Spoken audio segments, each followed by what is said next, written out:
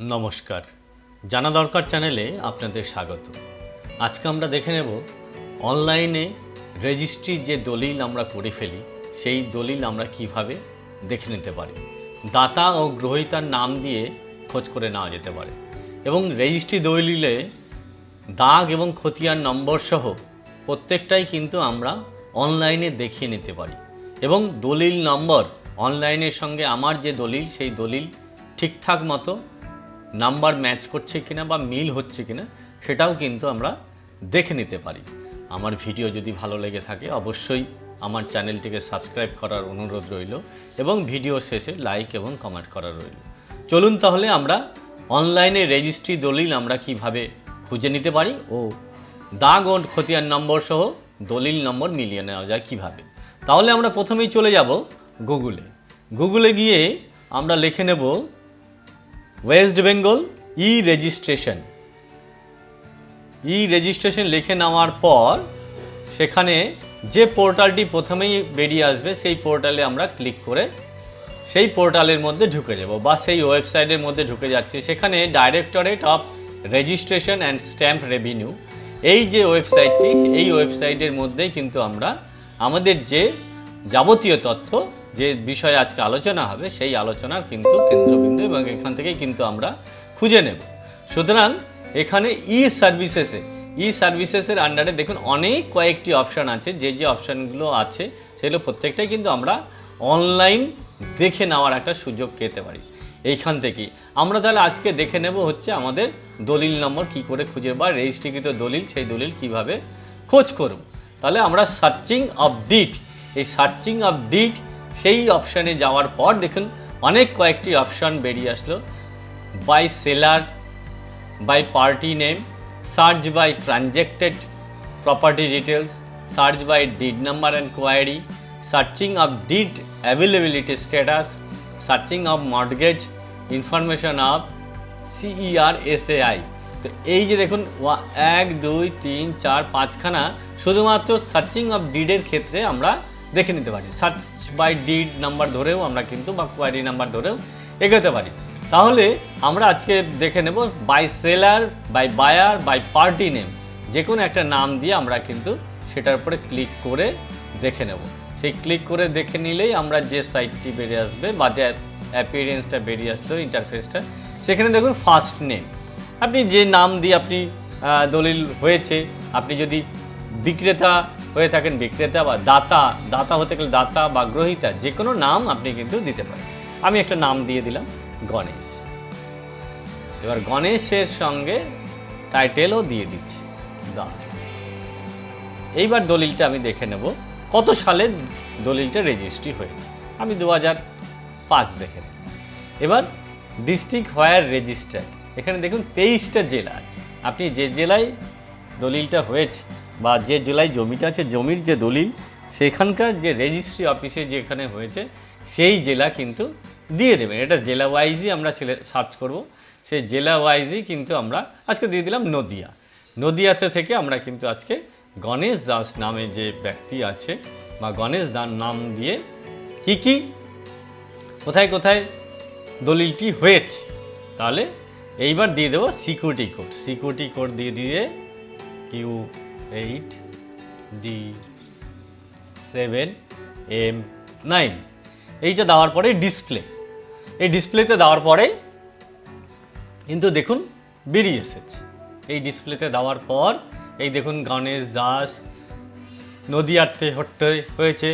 Did registered, এই যে দেখুন এইটা very very important, did registered in ADSAR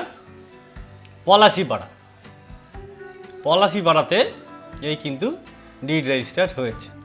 তাহলে পলাশিপাড়াতে ডিড রেজিস্টার্ড হয়েছে।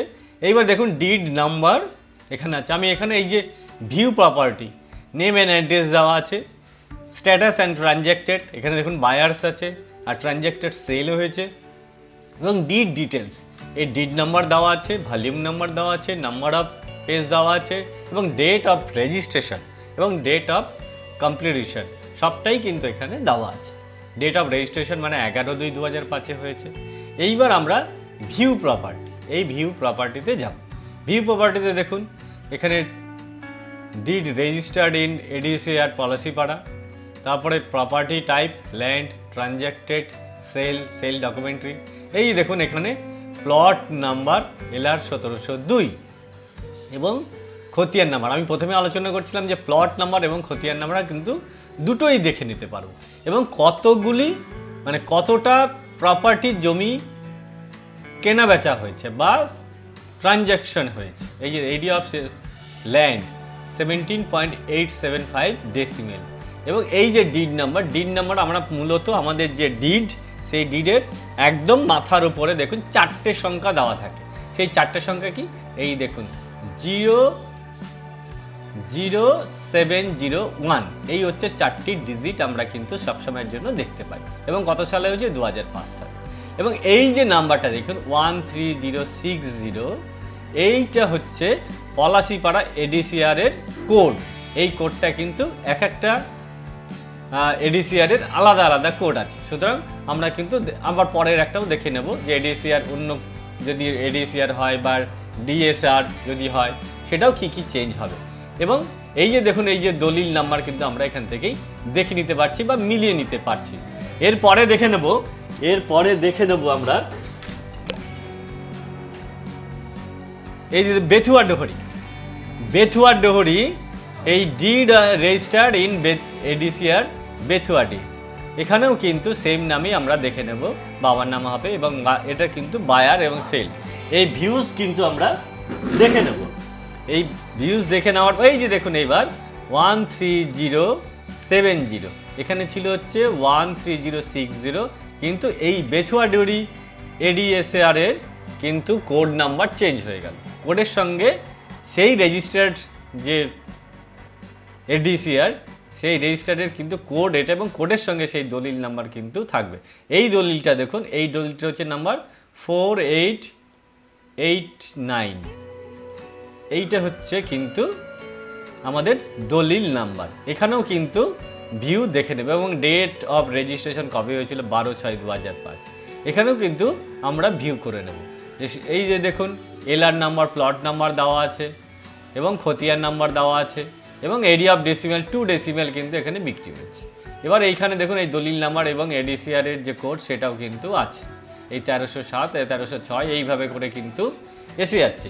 দলিলে সবসময় 4টে সংখ্যা থাকে, কিন্তু মূলত 5টা সংখ্যার উপরে ভিত্তি করে হয়, এবং date of registration, date of completion ডেটটার সঙ্গে কোনো বিষয় নেই।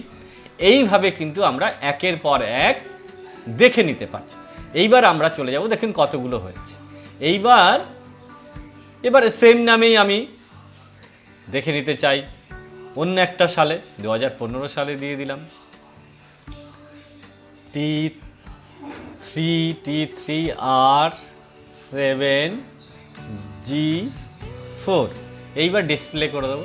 এই ডিসপ্লে করে দেওয়ার পর হ্যাঁ আমরা এবার দেখে নেব। দেখুন এই সেম নামে 2015 সালে কি কি দলিল হয়েছে, দেখুন কতগুলো দলিল হয়েছে, সবটাই কিন্তু এখানে আমাদের এখানে দেওয়া আছে।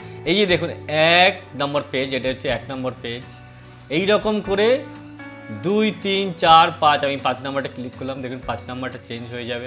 5 নাম্বারটা চেঞ্জ হয়ে যে এই যে 5 নাম্বারটা চেঞ্জ হয়ে দেখুন সব, এই দেখুন নবদ্বীপ, কৃষ্ণগঞ্জ, তারপরে নবদ্বীপ, তারপরে শান্তিপুর, এই যে শান্তিপুর, এই করে কিন্তু এই শান্তিপুরের হচ্ছে দেখুন 1314, এই যে দেখুন শান্তিপুরের 1314, এই যে দেখুন নবদ্বীপের 1315, এটা হচ্ছে কিন্তু এডিসিআর এর নাম্বার।